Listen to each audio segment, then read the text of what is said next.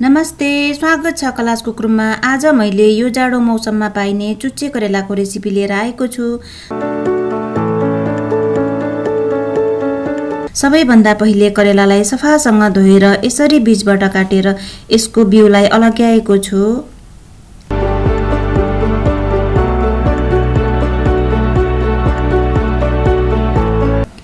मैले काटेको करेला, काटेको आलु, मसिनो गरी काटेको लसुन र हरियो खुर्सानी, काटेको टमाटर र लामो गरी काटेको प्याजलाई लिएको छु।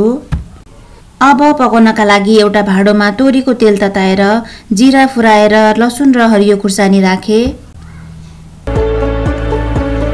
थोरै चलाएर त्यसमा काटेको प्याज पनि राखे।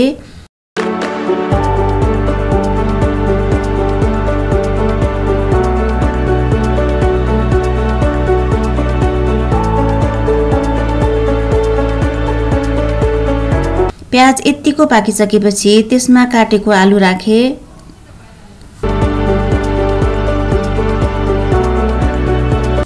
नुन, बेसार, धुलो खुर्सानी, जिरा पाउडर, धनिया पाउडर राखेर राम्रोसँग चलाए।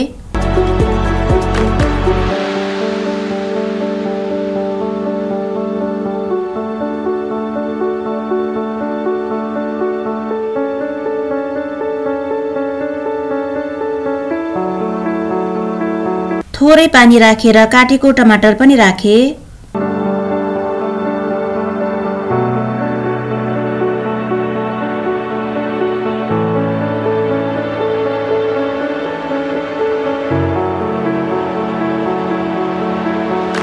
ढाकेर 3 मिनेट जति पकाए।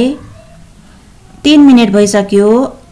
आलु थोरै गलिसकेको छ। अब अघिको करेलालाई राखेर सबैलाई राम्रोसँग चलाएर ढाकेर 5 मिनेटसम्म पकाउने।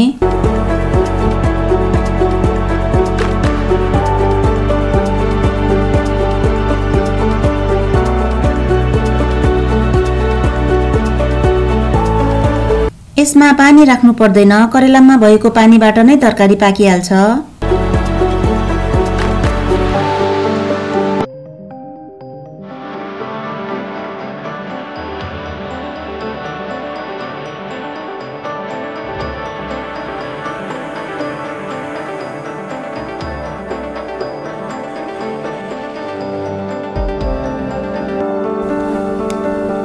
अब हाम्रो चुच्चे करेलाको तरकारी पाकेर तयार भइसक्यो।